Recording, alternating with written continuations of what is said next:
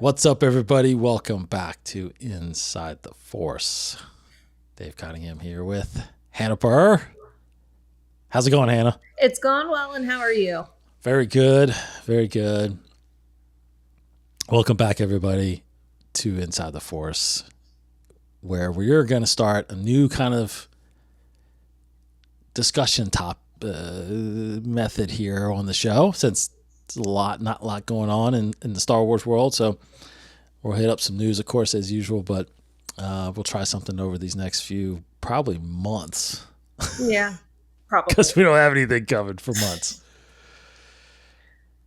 First and foremost, thanks to our patrons. As always, thank you so much for all the support. Go over to patreon.com/InsideTheForce and check out the tiers there. We do got some comments from our last episode where we discussed the passing of Terrence Howard. Yes. And a couple of them on YouTube are simply just someone just put on here, rest in peace, Terrence Stamp. Our buddy Thrawn says, sad to see Terrence Stamp go. Always remember him as General Zod from Superman 2. Played that character so well. Rest in peace. Yeah. Not much else to say about that. Indeed. I did get a submission on our website, actually, and wanted to. I'm getting old. I gotta put my glasses on and read this now. Okay, so Gabe sent us this, and this was an interesting question. So he says, help me inside the Force. You're my only hope. I'm looking for some clarity. After watching season 2 of Andor and absolutely loving the series, I decided to rewatch Rogue One. I want to say the last time I watched Rogue One was in the movie theaters when it was first released all the way back in 2016. So this is my confusion. I was 100% sure that they showed Cassian kiss Jyn Erso on the beach of Scarif just before the Death Star blast came towards them at the very end of the battle. At that time, I thought, man, I wonder why they kissed. They barely know each other. And after watching season 2 of Andor, I thought, man, Cassian had got over Bix really fast. So imagine my shock when I watched Rogue One on Disney Plus just to see them hug at the end of the scene. Is this another one of those who shot first moments where Star Wars edited the original theatrical version, or am I just remembering it completely wrong? Please help me know what you think, and may the Force be with you. It's a Mandela interesting effect. Question. Mandela effect. Mandela effect. That's right. That's right. So, do you remember them kissing? I'm 100% sure they did not kiss at the end. I am 100% sure as well. It did feel very intimate the moment they had, but I didn't get romance intimacy from it. I just got pure vulnerability. Yeah. Pure. I think the intimate moment actually came when they were in the elevator. Yes. Going down, because you saw them. That's when if they were going to kiss at all, it was going to be during that moment. Right. Because they were right in each other's faces. They didn't see, there was nothing outside to see that there was any kind of destruction coming or anything like that. They were just relieved that and joyful that they had successfully accomplished their mission. And I feel like they had, if they would have survived, I think there would have possibly been a moment. Possibly. Now, we didn't know about Bix at this point. Yes, that is also true. Right? So I think now, in the context of knowing that Bix is in there, there's no way he would have kissed her. No. Right? Yeah. Okay. But I'm Googling it in case anybody else. What? Anybody else thinks that too? Yeah. Oh. Yeah, I'm pretty sure. I'm curious. No, a number of people think they did. Oh, that's interesting. I saw Rogue One. Now, Gabe, I'm interested to know, if you only saw it the one time in the theater. I saw it in the theater probably 5 or 6 times. Oh, okay. So I only saw. So I'm pretty sure I'm 100% sure they did not kiss. No. I was actually wanting them to. I would have been fine with them to. But them holding each other at the end, just hugging, was a way to kind of try to feel comfortable in that final moment. Yeah. Well, also just because it's like, it's so many mixed emotions. These are our last moments. Mm-hmm. We completed the mission. There's actually now a chance for the rebellion. That's right. So, and like, there's exhaustion mixed in there. There's relief mixed in there. Mm-hmm. So, like, it's just a very vulnerable moment. And so you did feel intimacy there, but it wasn't, like, I never really got romance between the two of them. Attraction, sure. But romance and chemistry, sure. But romance, I mean, I guess maybe that's also the same thing. Like when Rey and Ben kiss in Rise of Skywalker, I was like, wait, there was something going on between the two of them? Like, that took me by surprise. Some people didn't. Like, some people are like, yeah, that's what I was hoping for. And I'm like, since when? I know. I think I thought it was odd. I thought it was odd. But I think I've heard Daisy actually address that, like in an interview before. Oh, okay. I'll have to look that up. Where I think she mentioned that it was more like, it wasn't necessarily an intimate kiss, it's like almost like I'm so glad, I'm so happy you're alive kind of thing, I don't know but obviously that I think there could have been something there now that he was back to the light side, like she wasn't obviously at the time having any feelings for Kylo Ren, but she may have had feelings for Ben Solo I don't know, But I do think at the time, yes, like half the fan base wanted them to get together. Yeah. So, yeah. No. So anyway, to answer your question, no, they did not kiss in theaters. This guy saw it 4 times in theaters. He would know. Yes. Yeah. Yeah. I think it's one of those, what'd you call it? The Mandela? Is that what it's called? Mandela effect. Yeah. Like, was it Berenstein or Berenstain? Correct. Yeah. Was there a movie called Shazam? Correct. There was a movie called Shazam. But everybody thinks that what's his name was Sinbad was in it. Yes. But he wasn't. He wasn't, right? It was Shaq. It was in it. Wait. Oh no. Oh no. Yeah. For some reason, everybody thinks Sinbad was in that movie. Mandela effect explained. Widespread belief that there was a movie titled Shazam starring Sinbad. However, no such movie was ever produced. It was Kazam. Starring Shaq. Shaq, yes, that's right. And then, Berenstain. There's the cornucopia, whether or not it was in the Fruit of the Loom logo from the beginning or not. That one. It was there. I think that was there. I'm pretty sure that was there. I wore a lot of Fruit of the Looms when I was a kid. Same. It was there. I think it was there. I think they took it away. Yeah. And then I think the monocle for the Monopoly guy. He had a monocle. Yeah. I'm pretty sure he did too. They can't gaslight us and say he didn't.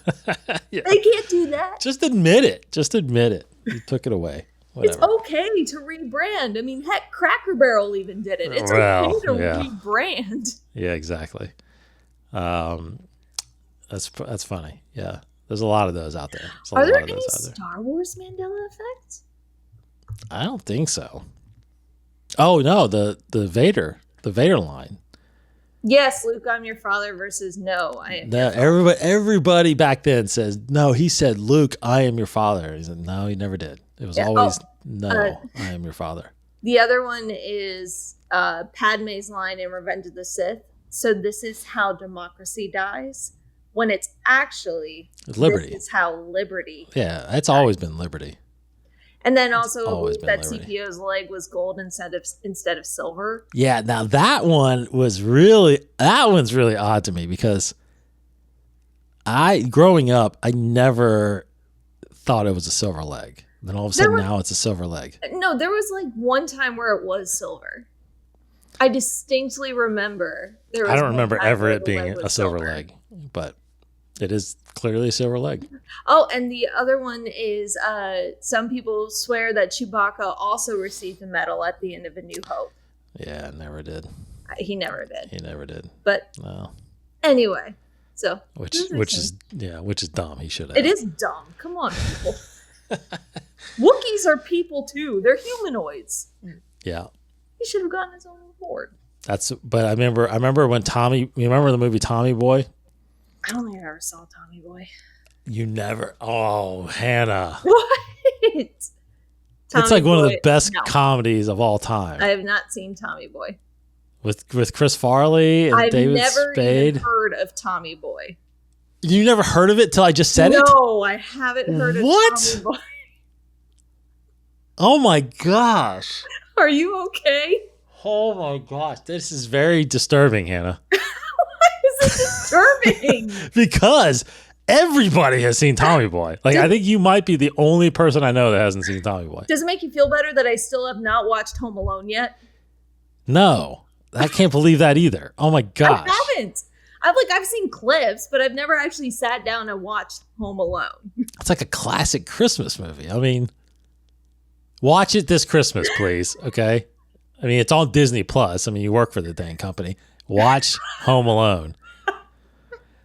And then you got to watch, I'm telling you got to watch Tommy Boy. You will fall out of your seat laughing. If you don't, I will send you a gift card or something because it is one of the. Now, have you ever seen anything of Chris Farley? Did you ever watch him on Saturday Night Live or in the Sandler movies? I never really got this is just a preference thing. I never really got into SNL.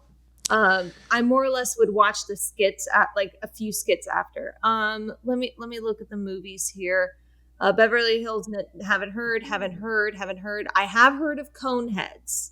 Well, he was a cameo in Coneheads. I have heard of Westworld, and I've seen Wayne's World. Sorry, Wayne's World. Again, kind of he was. I never really got into the Wayne World. I didn't really like Wayne's World. All right, let's pull up IMDb. But he was a big Sandler guy. He was like the bus driver in Billy Madison. Unfortunately, he passed away shortly after that. Before Sandler did Happy Gilmore and Big Daddy and stuff like that. But he did his two big movies were Tommy Boy and Black Sheep, where Chris Farley did, and then of course all his skits on SNL where he was the motivational speaker guy. Oh my gosh, you got to see that. He was. Oh no. He's so. I probably have seen those clips at some point. He did Chippendales Chippendale. You know, Chippendales, the male dancers. Yes. With Patrick Swayze, Patrick Swayze and him were auditioning for. It is the funniest. It's the funniest. That sounds hilarious. Anyway, but I'm looking at. Yeah, you didn't grow up in the 90s. I grew up in the 90s. That was when Chris Farley was really big. Do what? I was born in the early 90s. Yeah, but you were a kid though, is what I'm saying. I was in high school in the 90s. So Chris Farley, that was his time. Now, yeah, I've heard of Coneheads, but I have not heard of anything else. All right, don't worry about that. Just watch Tommy Boy. That's all you got to watch is Tommy Boy. Anyway. Okay. Well, at least I know who Uncle Buck is. Uncle Buck, that's John Candy, right? Yeah, at least I know that. Yeah. Oh, okay. John Candy, that was an '80s movie. That was good. That was all right. Feel a little better. John Candy, Chris Farley was the next generation of John Candy. That's why I brought up John Candy, because that's what it was sounding like to me. It was sounding yes. He was. He's kind of the same, but way more to me, way more funnier. Chris Farley was a genius, comedy genius. All right, I promise I'll look into it. Yeah, because what's funny is that he plays. Most people know this, but he plays a character called. Big Tommy Callahan. His father runs this brake pads division, like in Sandusky, Ohio. Okay. And so they call him Tommy Boy because he's the son of Tom Callahan Sr., who runs the company. Okay. So Adam Sandler and Chris Farley were best friends. They kind of made it together, and they both got into SNL together. Oh.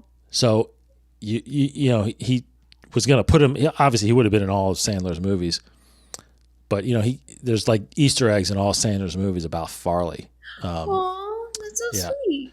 The one big one, which was really neat, was he did. Did you ever see 50 First Dates with Drew Barrymore? Yes, I love that movie. Oh my gosh. Okay, well, so there's a point, next time you watch that movie, there's a point where they go to the doctor to check out Drew Barrymore's. Yes. And Dan Aykroyd is the doctor that gives them the diagnosis, explains it to Sandler's character. And as they're walking around the hospital, the facility, he says they're funded by a T.B. Callahan from Sandusky, Ohio, which is Tommy Boy Callahan. So people may not catch that sometimes. But anyway, I know we're digressing. This is a Star Wars podcast, but we're talking about Chris Farley. Anyway, Tommy Boy? So you brought up Tommy Boy, and then you asked, like, don't you remember Tommy Boy? And I was like, no. Why did I bring up Tommy Boy? We were talking about, what were we talking? We're talking about the Mandela stuff, right? Yeah, the Mandela effect, and the Mandela effect. I was pulling up all the Star Wars Mandela effects, and then I think you were bringing up something about Tommy Boy and a Mandela effect. Tommy Boy Mandela effect. No, I don't know why I brought that. Why did I bring that up? Oh. What? It's the character Tommy Callahan is often quoted as saying, "You can do it," but he actually says, "You're getting it." Oh, I'm sorry. No, you just reminded me why I brought it up. In Tommy Boy, because this was the early. When did Tommy Boy come out? I think like 1997. Oh no, 97. No, 95. He died in 97. Okay, so 95. So mid 90s, and right around the time when Star Wars was about, like, he was in the middle of making the special editions, and they were getting ready to come out. Well, because it was so popular of a movie, there's a scene in there when he first gets his office, and there's a fan in there, and he talks into the fan like he's Darth Vader, and he says, Luke, I am your father. So that line right there, Luke, I am your father, I think a lot of that got imprinted in everybody's minds, that's what was said. Because think about it, you didn't have like Star Wars on DVD and stuff like that. You just had it on VHS. It wasn't mainstream. So not a lot of people had watched it multiple times at that point. So right. You definitely, when you see people in movies like quoting it, they kept saying, Luke, I am your father. Luke, I am your father. When he did not say that, he said, no, I am your father. So that's why I brought up that whole story of Tommy Boy. But that's there you go. Go see Tommy Boy. Everybody else, go see Tommy Boy.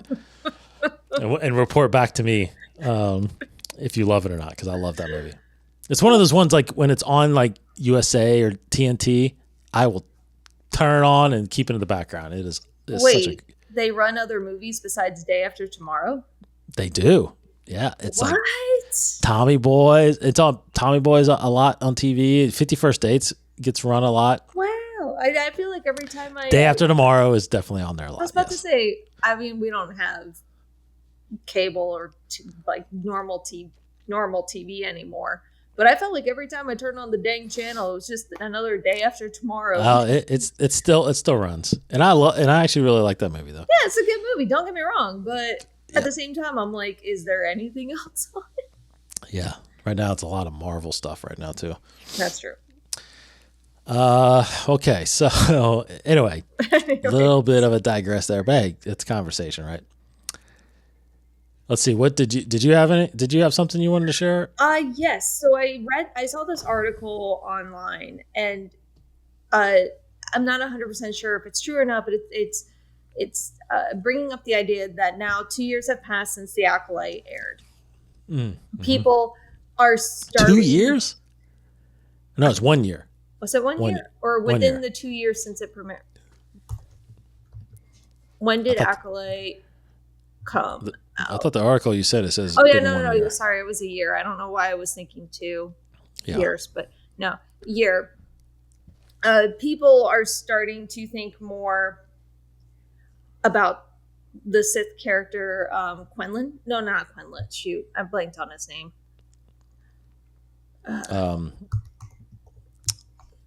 God, you made me forget now. Chimera. Chimera, that's it. Chimera, right. Chimera, yeah. But people are starting to think actually the character of Chimera was really, really cool and might be one of the most dynamic Sith that we've run into. And so, like, I just thought, oh, that's a good talking conversation, because at least for me, it proves, or it at least supports the idea that people are interested in the dark side of the Force. They want to learn more about it. And that's what made his character so unique, was for the first time, really, outside of the general, like, use your anger, like, for the first time, we actually see someone explaining more of the psychology behind the dark side of the Force. And I don't know about you, but those are the bits I remember most from the Acolyte. Right. So like, it was just a conversation starter. I always liked his character. I feel like that's what we needed to focus on. Is him, not why am I blanking on everybody's name? I know. I feel so bad. What the heck's the lead Jedi name? Acolyte. Whatever. I know Jack is the young one. Jack. Master Soul. There you go. Thank you. So, everything was kind of centered around him and his failures, and I think if it was more centered on truly Chimera and the Acolyte, that would have been I feel like it would have been a more accepted series. Oh, absolutely. I think too is that a lot of people thought the Acolyte, like, we would finally get a really good glimpse into the dark side of the Force. Totally. And we started to get there, but it didn't happen until, like, over halfway through the season. Mm-hmm. Mm-hmm. So, yeah, and we've talked about this before, and these are my own opinions. They're not opinions of the brand. I do not speak for the brand.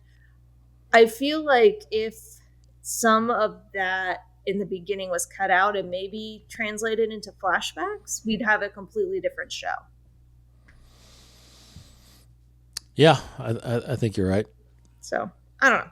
It's just, I wonder if this is going to get the Empire Strikes Back syndrome a bit, where people are going to look back at it and be like, it was actually not as bad as we thought it was. Yeah, I think that's possible. Yeah, because I think it had a lot of really good stuff in it, and I thought the acting was fantastic. And while the lightsaber fights were different because they were using a different martial arts technique, they were still really cool. I liked them. No, they're very good. Yeah, and I think,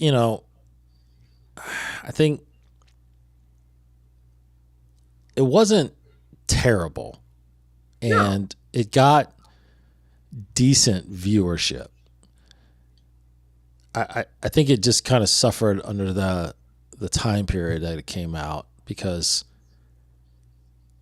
of those circumstances. You would think that you would at least attempt a season 2, because that could have made the first season better because of where you went. Exactly.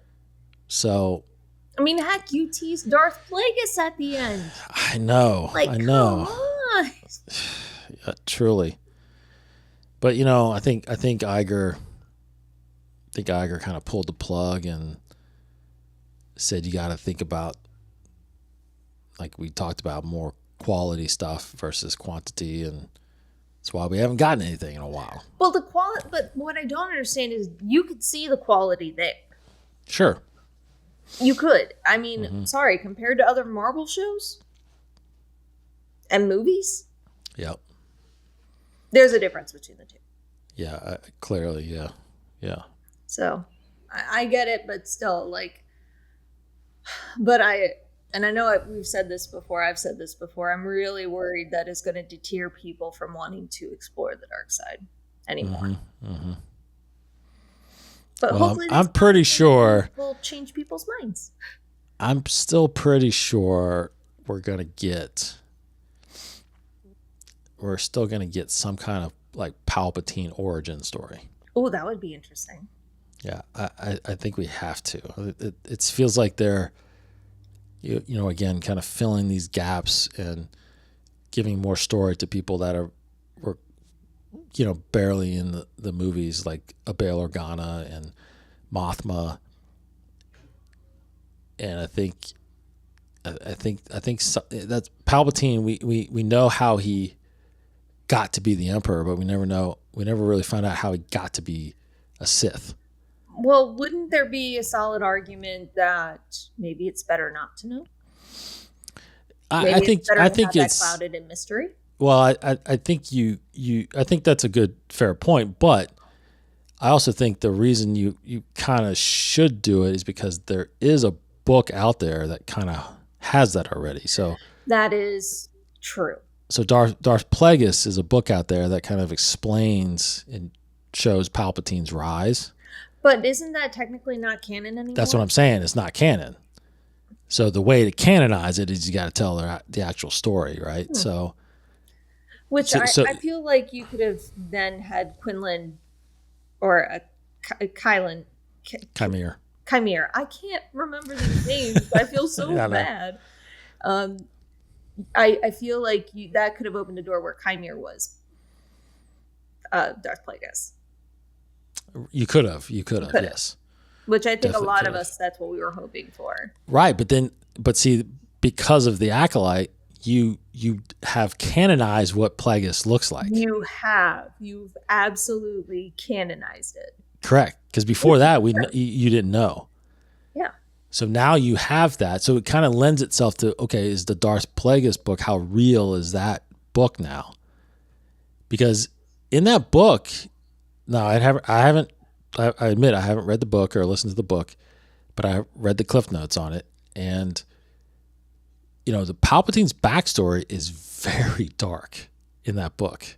You don't say. Yeah. So, it'd be interesting to see it and get a canonized version of how dark this guy is. And it's I think it would be very interesting if he came from a very wealthy family, hunky-dory life, and then was like, yeah, I'm gonna be a bad boy. He did. Do you know the Cliff Notes of that book? I have not read it, and I choose not to read the Cliff Notes of it because I want to experience it myself. Well, it's not canon though right now. So I know it's not canon, which is why all my energy is being focused on all the canon stuff until we catch up. Yeah. But no, like I in general know it. I was being sarcastic when I said that, because I think that just makes it very interesting. But I don't know the specific details regarding his fall to the dark side. I do know he came from, you know, a wealthy family, had a pretty good life, but outside of that, straight up evil. Yeah, so, I guess he was born a psychopath and sociopath. Pretty much, yeah. Well, there you pretty go. much. Done. Again, if it's canon, it's not canon right now. So he could have just been manipulated by Plagueis, you know, but which he was obviously, but he was already kind of going down that path, right?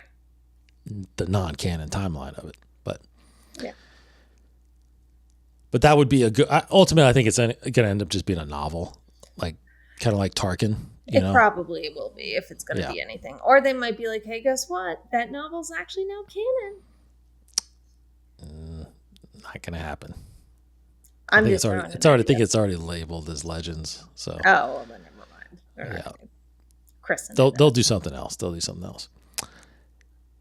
Okay, so Visions, they did release the artwork and poster for that. It looks so cool.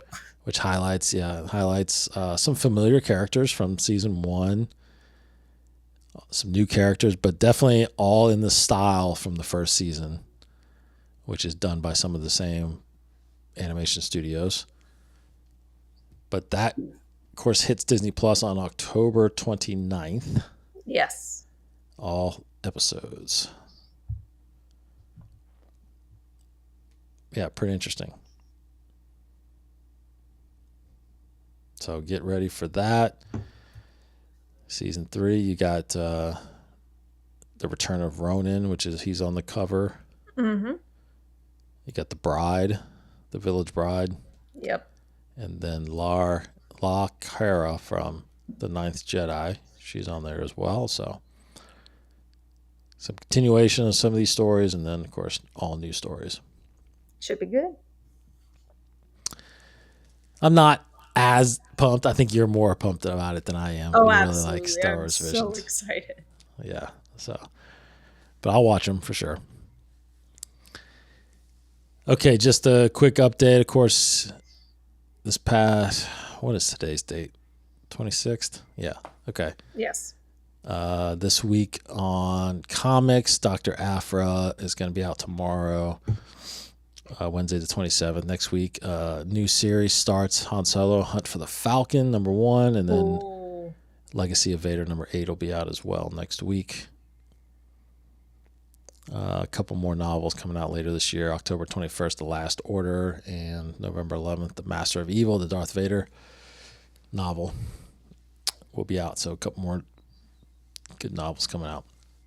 Okay, so here's what we're going to do so that we can have some discussion, a little bit of discussion as we go forward without a lot of, episodes to watch and a lot of news to watch. Obviously we'll cover that as soon as we start getting some trailers of stuff or whatever. But what we want to do is, I thought, we're not getting much content, but hey, let's just start talking about some of the old content.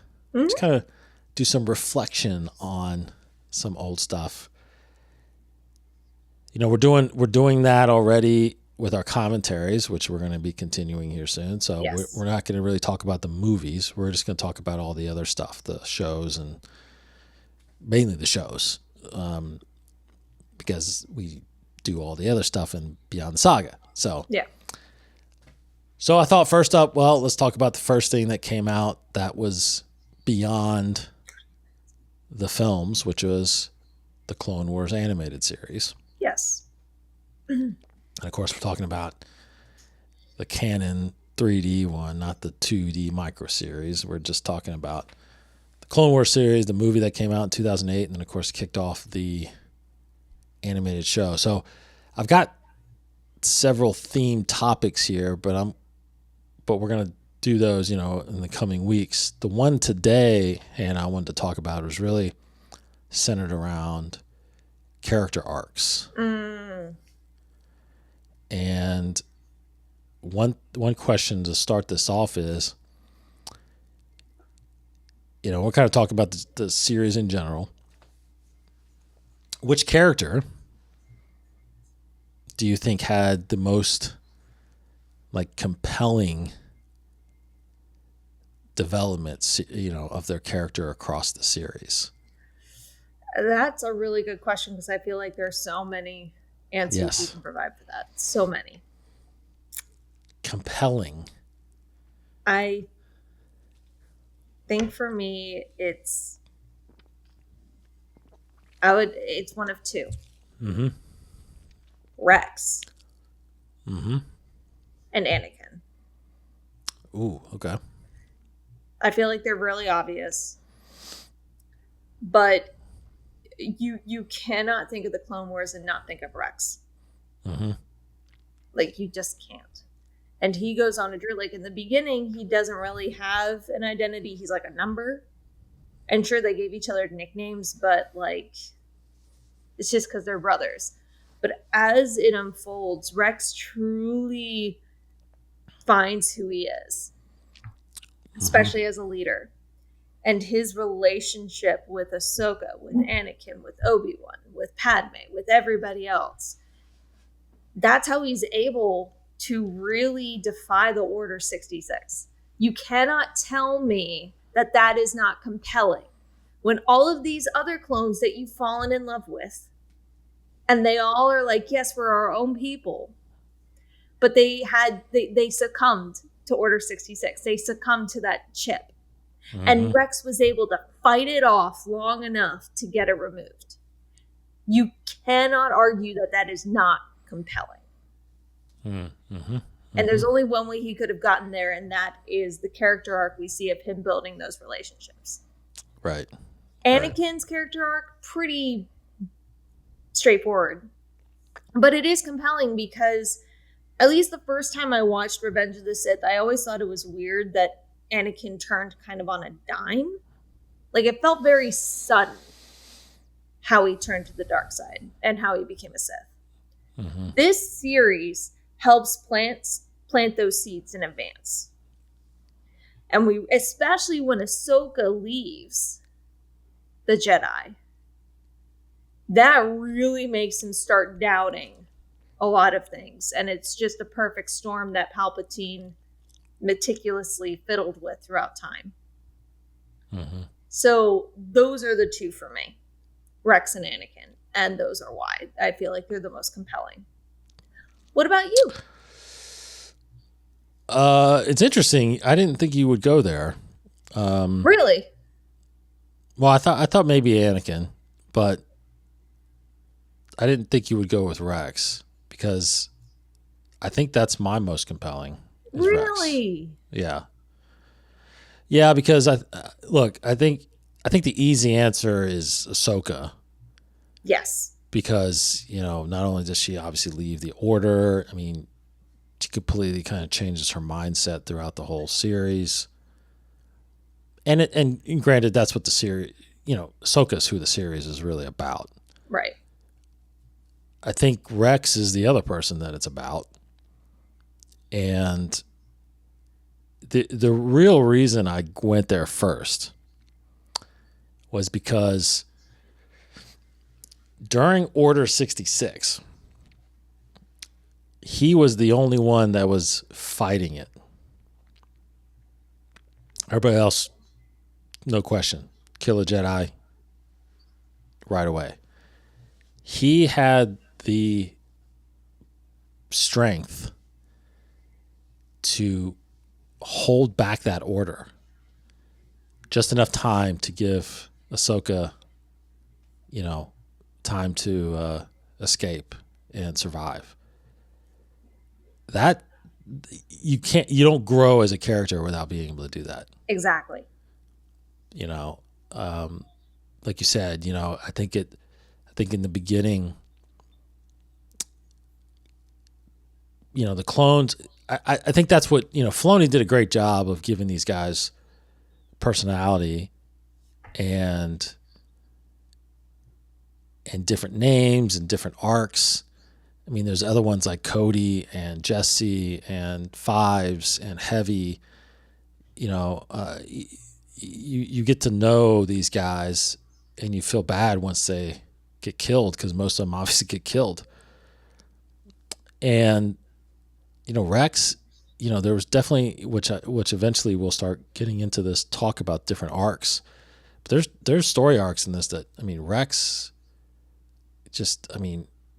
like the Republic would not have made it without Rex. No, Rex is a hero. Rex deserves so many medals of honor. It is insane. I feel like a lot of people, they're like, oh yeah, Rex is a great character. But if you really sit and think about it, the influence Rex had on the entire Absolutely. Mm-hmm. It's unparalleled. Yeah. It really is.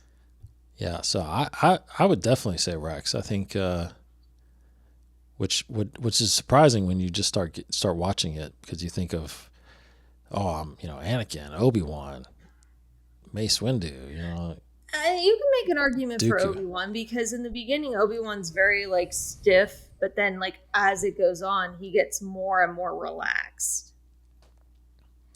Well, I would tell you my number 2 if they were able to finish the series. Yes. It would have been Asajj. I would agree as well. I think Asajj, like, but that's the thing, is that I was like, well, Dark Disciple is correct, and Tales of the Underworld Tales of the Underworld, yeah, Tales of the Underworld. So I was like discounting that, but you're right. If they did continue it, and if we saw Dark Disciple in the Clone Wars, I would 1,000,000% agree with you and say, yeah, Asajj. Asajj is that her character arc and development, and it's not even over as we thought it was. That definitely, she was compelling. That was a hell of a way to bring her in and tell that. No, I completely agree. If they continued, then my answer would 1,000,000% be her. It's such a shame they weren't able to fully tell those stories. Oh man. Agreed. So the other question, because I have a couple questions for each one of these topics. This question is, how do we think that the show reshaped? You kind of hit on it a little bit because you picked Anakin as your one of your most compelling developments.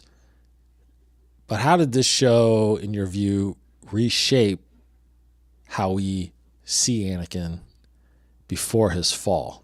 I think it completely reshapes it. Because, as I said, now we see how Palpatine and or circumstance really made him doubt the Jedi. It wasn't just on a dime. Right. This turn, which, in rewatching Revenge of the Sith, it isn't really that much a turn of a dime, but it still feels rather sudden. While at least the Clone Wars gives all of this context to it. And even one of my favorite episodes is when Padme pretends to go out on a date with this one senator. Yep. And Anakin chooses to go along against her wishes because that's how possessive he is. And I'm like, okay, there's that possessive piece we see now. And that's going to be, that's him not letting her go. Yep. Not even for a mission. So I feel like it totally helps put into context his fall, because now it's all of this doubt that's been dwelling and forming over the years, all this possessiveness that's been forming over the years, all this I can't let go. And then the straw that broke the camel's back happened in Revenge of the Sith. So it's almost needed. The Clone Wars is almost needed for you to fully understand Anakin's story. Yeah, I agree. I think I remember watching episode 2, and you get a sense, just because obviously how it's going to end. That he becomes Vader, Palpatine becomes, he's already the Emperor, and he's already Darth Sidious, but you see in that movie hints of, because Anakin mentions a few times, of his guidance and his teachings. So Palpatine's been talking to him over these 10 years between episodes 1 and 2. So you're starting to get a sense of the influence, but we don't know, because we haven't seen or heard how he spoke to him, and obviously Anakin has no idea that he has any ties to the dark side. Right. So then all of a sudden, you fast forward 3 years through the Clone Wars, and then you have episode 3, and Anakin's much older in not much older, but older in experience, because he's fought through a war, and he's been married now for 3 years, and he's not been, what we know about, he hasn't seen his wife that much. So you're right. In order to fully, to me, it's more or less about Padme. That too. and the actual like relationship that they have over the course of the Clone Wars that really solidifies why he would do anything to save her. And that to me was what I kind of captured most about him throughout the series. Of course, he, you know, fought against Obi-Wan's commands and the council and kind of went off topic all the time. And, you know, and he's, and the whole thing about the Padawan was interesting, right? Having Ahsoka now and caring about and training her. But in the end, it was that relationship with Padme that ultimately put him over the edge. Because if he didn't have that, Palpatine didn't have anything really to trigger him with. That is true. You know what I mean? So he had to let that blossom and get stronger. And then now it's the fear of losing her is what put him over the edge. Yeah. And it was fantastic to see that. And again, I think, you know, it was cut short. I think we would have saw more of it. But what was there was enough to, and we're still getting more now with the Ahsoka series. Now we're seeing flashbacks of it, and we're seeing more of Anakin and how that fall took place, and it's pretty amazing. Indeed. Yeah. So that is so that's what we're going to do over the next couple, you know, few shows going forward until we have something major to talk about. But and comment what you thought. Of course. You know, who do you think had the most compelling arc, and do you think this really helped explain Anakin's fall? Absolutely. So we'll we got some other topics here we'll hit on as we go with talk about the Clone Wars a little bit, then we'll shift to something else, and you know, we'll just go through and relive some of these exciting moments from the stuff. I went back and I was actually rewatching. I started rewatching The Mandalorian actually a little bit. It's been a while since I watched that, so I started it. I started it during the second season actually. Okay. I didn't rewatch the first season. I started with the first because the first episode with the Crate Dragon was pretty awesome. I mean, yeah. You know what I'm talking about? Yeah, and then of course Boba Fett. And, come on. Anyway, yeah, I like that whole arc with Bo-Katan and then Ahsoka coming. Yeah, that's all Great good. Show. Yep, I know it's one of your favorites. All right, thanks, Hannah. Thanks, Dave. Everybody, take care. Let's leave us some comments. Of course, we're on a little hiatus with the Mandalore podcast as well, but check out those episodes if you want. Of course, Council Sessions, Beyond the Saga, Masters of the Order, all those other shows we have on YouTube. Go check those out as well. And we will see you guys next week. Take care, Hannah. Take care, Dave. May the Force be with you.